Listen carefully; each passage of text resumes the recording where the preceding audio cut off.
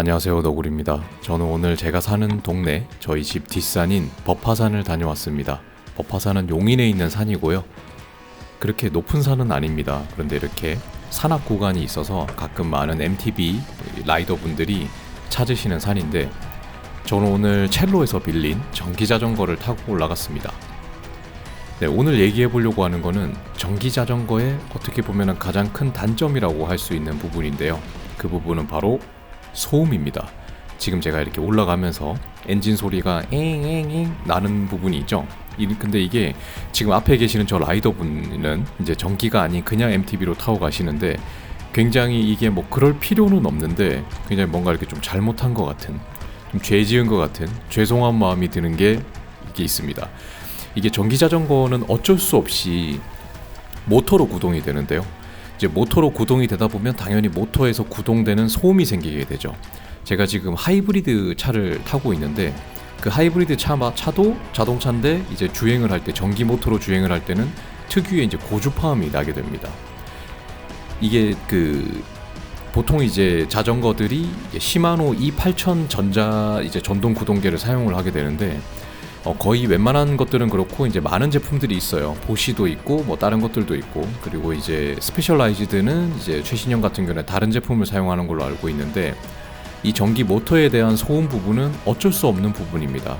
특히나 이게 도로를 달릴 때는 그렇게 신경이 많이 쓰이진 않아요. 도로를 달릴 때는 주변에 소음도 있고 차에 대한 소음도 있고 뭐 속도가 빠르다 보니까 좀 묻히는 부분이 있지만, 이렇게 조용한 산에서 라이딩을 하다 보면 이 전기 소리가 아주 굉장히 상당히 큽니다.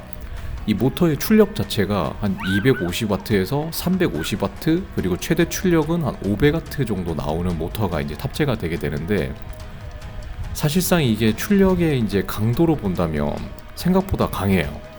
이게 사람이 낼 수 있는 파워, 즉 350W 정도가 되는 파워라고 한다면, 웬만한 성인 남자가 정말 힘들게 열심히 받는 파워가 350W이기 때문에 그 정도의 힘을 모터가 낸다라는 거는 상당히 강한 힘이라고 할 수 있거든요. 그 강한 힘을 모터로 낸다, 즉 시끄럽다라는 거죠. 전기자전거가 가지고 있는 뭐 여러 가지 단점들이 있습니다. 뭐 무게에 대한 부분도 있고, 또 이렇게 뭐 외형적으로 봤을 때 좀 약간 좀 이제 그냥 일반 MTB보다 조금 더 못생겼다, 이런 부분, 좀 무겁게 보인다, 이런 부분도 있지만, 무게에 대한 부분이나 외형적인 부분은 저는 크게 단점이라고 생각하지는 않습니다. 왜냐하면 무게에 대한 부분은 이게 전기자전거가 굉장히 무겁긴 하지만, 보시는 것처럼 지금 이게 제가 완전 산을 올라가고 있는데, 이 전기자전거에서 이제 모터의 힘 덕분에, 도움 덕분에 이런 굉장히 거친 산을 아주 쉽게 올라갈 수가 있습니다. 때문에 무게에 대한 부분은 사실상 크게 단점이라고 말할 수가 없거든요. 근데 이 소음에 대한 부분은 굉장히 많이 신경이 쓰입니다. 지금 보시다시피 이런 조용한 산에서 뭐 이렇게 많은 분들이 등산도 하시고 MTB 라이더 분들도 오시는 곳에서 이 엔진 소리를 엥엥엥 하는 소리를 계속 내면서 라이딩을 한다는 게, 어떻게 보면은 뭐 그럴 필요 없을 수도 있겠지만 조금은 눈치가 보이더라고요. 조용한 곳에서 이렇게 모터 소리를 많이 내면서 라이딩을 한다는 게요.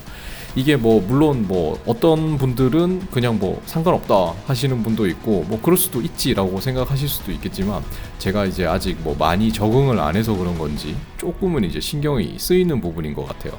물론 이게 도로를 그냥 달릴 때는 거의 많이 안 느껴집니다. 속도가 빠르면 전기 모터 소리보다 더 큰 게 뭐냐면 MTB의 노면 마찰 소음이거든요. 네, 그리고 이렇게 내리막을 내려갈 때 지금 보시다시피 굉장히 조용하죠. 네. 근데 이 모터의 소리가 산속에서는 좀 더 부각이 되는 것 같아요.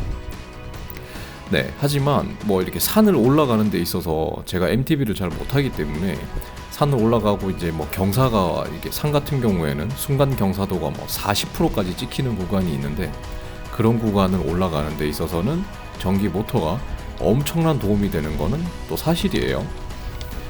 네, 그래서 이 부분은 아무래도 시간이 많이 지나고 기술이 발전이 되고 뭐 이렇게 많은 제조사들 이런 그 연구 개발을 통해서 조금 이제 개선이 될 부분이 아닌가라고 생각을 합니다.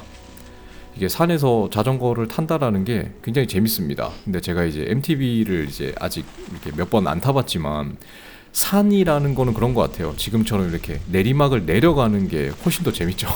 이게 약간 MTB를 좀 비유를 하자면 스키나 보드하고 좀 비슷하다고 생각이 되거든요. 그러니까 보드는 타는 재미가, 내려오는 재미가 있는 거잖아요. MTB도 약간은 이런 그런 것 같아요.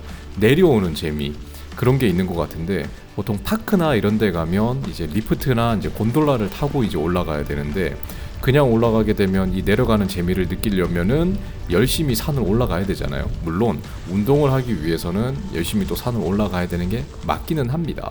하지만 이제 내려가는 이제 진정한 재미를 느끼기 위해서는 산을 올라가는 게 좀 쉬워야 되는데, 이렇게 차가 접근하기 힘든 산 같은 경우에는 그냥 올라가기 힘들죠. 그런 데 있어서 전기자전거가 굉장히 좋은 장점이 되기는 하는데, 어쨌든 전기자전거를 제가 이제 계속 체험을 하면서 느끼는 거는 역시나 이게 무게에 대한 부분은 둘째로 차지하더라도 소음에 대한 부분은 아직은 좀 이제 개선을, 장기적으로 보면 개선을 해야 될 부분이 아닌가 생각이 드는데, 또 한편으로 드는 생각은 뭐냐면요, 과연 이게 개선이 될까?